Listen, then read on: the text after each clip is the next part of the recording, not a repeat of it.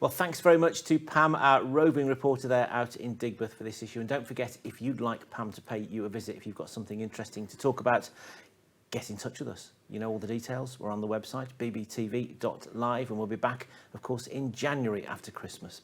We're going to talk skills now, though, and skills, without a doubt, is right at the top of the business agenda at the moment. A lot of companies struggling to recruit, and one of the issues is how they actually tackle solving the problem.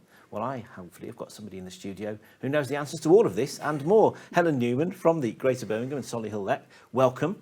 Thank you very much. Tell me a bit about you and your job. So I am one of the team leaders within the skills service at GBS Growth Hub, and we work as collectively as a team to really help the businesses solve their skills and training needs. So how do you, I mean, it's such a big topic this, isn't it? And it's like a really short sentence. Yeah. How do businesses solve their skills gaps? It's a massive topic, Yeah. isn't it? So basically, the short answer is contact us. So once you contact us, as part of GBS Growth Hub, we're a free and impartial advice service. So what we can do is we speak to businesses and complete something called a needs analysis. And the short of that is it's an assessment tool, and it really allows us to get to know a business, understand their skills, trainings and any other needs that might come up during that assessment. Is that something as well that helps businesses to realise things about themselves sometimes that they haven't noticed? Absolutely.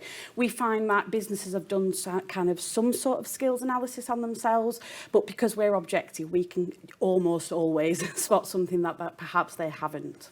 And how much of those kind of analyses change then? Because obviously the world is very different to what it was like 2-3 years ago. Yeah. You've got to approach things slightly differently now, haven't you? Definitely. So it's things like if they come to us and they say, we think we need a new person, actually we can speak to them and say, have you considered upskilling perhaps? Because sometimes they have a workforce and there's people crying out for training within a workforce, and so we can approach these topics or look at recruitment if it's still a need. Because with training in the workforce, where you've got a lot of companies, and there are, you know, all the surveys point to the fact a lot of companies in this area, in this city, want to expand, trying to expand, either can't find people to fill gaps, or they can't find people with the right skills.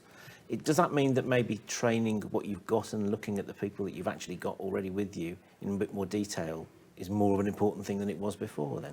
It absolutely can be. And so through the needs analysis, so through our assessment and through our kind of team of experts, this is what we work with businesses to find out. So we can look at upskilling, we can look at various different skills and training solutions and skills solutions to really find out what's important to that business and work out the right referral.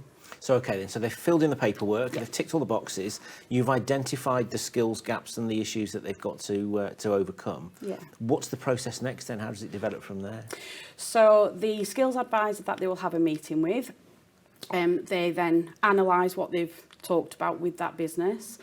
We then work with a bank of training providers. Now, the great thing with us being impartial is that we have this bank of training providers who have gone through a due diligence process with us. So when we're referring businesses, they're going to a high quality training provider. We know that they're going to get great training. We've gone through kind of those initial checks, and then we refer them on to hopefully the right skill solution, but we remain in contact with those businesses to make sure that they're extremely happy and looked after. And is that businesses in loads of sectors that you're dealing with? I mean, how's that changed and how does that evolve? Yeah, so obviously we have the main sectors within GBS Growth Hub. But yeah, I mean, us as the skills service, we can actually deal with a business from almost any sector. So I want to say if you're a business out there thinking, oh, can I get in contact? Absolutely. We can aim to help you. A lot of the time, we feel that, you know, maybe businesses that are looking to grow or diversify just automatically think that it's recruiting new staff that is the answer. And it isn't always, or is it? Well, the answer is it could be. And so that's what we aim to find out with you. So through that needs analysis, so we keep going back to the needs analysis, but it's such an important assessment tool. So we use that needs analysis to find out if you're a business and you think recruitment might be the answer, come and speak to us. We can work out. And also, when we find out that it's a recruitment need, at what level is that? Is it an apprentice you need? Is it a graduate? Is it a young person that you want to recruit into that business? And that's what we aim to find out with the needs analysis. I'm glad you mentioned apprenticeships, because that's what I was going to talk to you about next. Last week I was hosting the big apprenticeships award ceremony in the Black Country. Yeah. And one of the conversations that a lot of people were having is the battle to try to make people understand what apprenticeships are. Yeah. There are, aren't there? There's some businesses that maybe remember apprenticeships from years ago, or Yeah. modern apprenticeships, and it's different, isn't it now? Totally different. Absolutely. So apprenticeships are now on something called apprenticeship standards. These have been developed by employers for employers. They are completely different. And again, this is part of a wider conversation that we'd love to have with businesses. But just to ensure, obviously, that, you know, the students that are on apprenticeships are being assessed at kind of all levels. They have the endpoint assessment now, and that's really important to employers. But yeah, I wouldn't say apprenticeships are definitely the forefront of people's minds. And if you're an employer that's wondering, you know, is an apprenticeship right for me? Am I the right employer to take on an apprentice? Contact us, because that's what we're here for.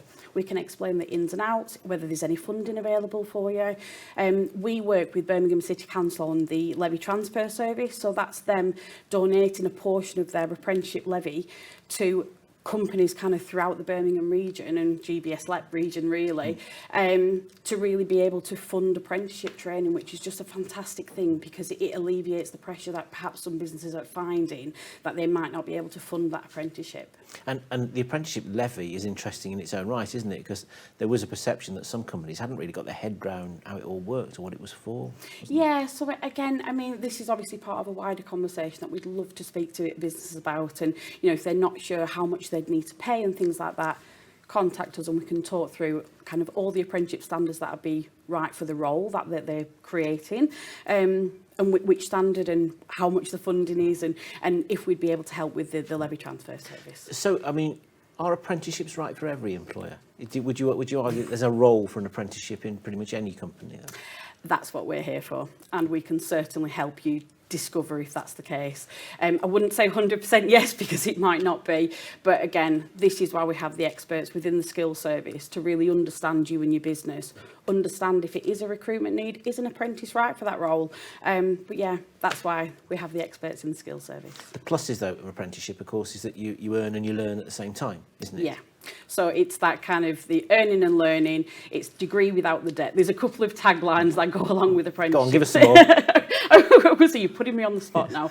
But it's certainly, especially when we're getting towards kind of the higher in degree level apprenticeships, it's absolutely, I was going to say, you're getting fantastic quality education alongside a full-time position, so it's getting that valuable work experience alongside a nationally accredited qualification, and we often say sometimes it's definitely not the easiest way to gain a qualification, it's certainly not the quickest, but it's a fantastic way to do it, and it's a really invaluable thing to companies and people alike, because the other misconception is that it's just for young people, and it's not. There is no age cap on an apprenticeship, so you could be 16 or 116 if you really wanted to be, and you could still be an apprentice. And of course, the other thing that people say is, well, how, you know, what are the career progression opportunities? But particularly with something like a degree level apprenticeship, that involves a business committing to you as an employee for 4 or 5 years, isn't it? They're not going to do that unless they're serious about, you know, embedding you in their team long term, are they? Yeah, that's what we'd hope so, absolutely. So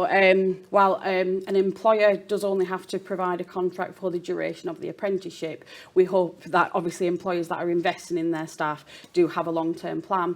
And also there's the thought that if you're being taken on perhaps a level 2 or a level 3 apprenticeship, there's always that progression there. So you could go on kind of from your level 2 to your level 3, 4, 5 and 6, and even right up to a master's degree level apprenticeship. So scratching the surface, really, isn't it? Which is Yeah. great. I guess great from your point of view, because there's so many different options you can put on the table for any employer, isn't it? So Definitely. So the message really then, I guess, come and talk to you and find out there's doors that could open to you that you don't even realise, and maybe some funding available in some cases as well. Yeah, absolutely. So, I mean, that's what the key message is here. That is, there's not funding available to everyone, but obviously if there is funding, we will know about it. You'll know where it is. Yeah. And we'll be able to put you in contact and kind of make those connections so that we make the process as easy as possible for employers. And to make it as easy as possible, where do they find you? How do they get hold of you? What do they do next if they're interested to know more? So, obviously, we are on the website GBS LEP Growth Hub. We're the skills service within the Growth Hub. And I would say that's the easiest way to find us. And I guess we could pass over details. Absolutely. Well, anybody can get in touch with you through us as well. So, Yeah. great. Thank you for popping in No and problem. telling Thanks us. for And having me. let's hope we can fill some skills gaps around the city. Brilliant. Thank you very much. Thank you. We're going to take a quick break now. We'll be back in a couple of minutes, though, with the Joel Blake Business Show.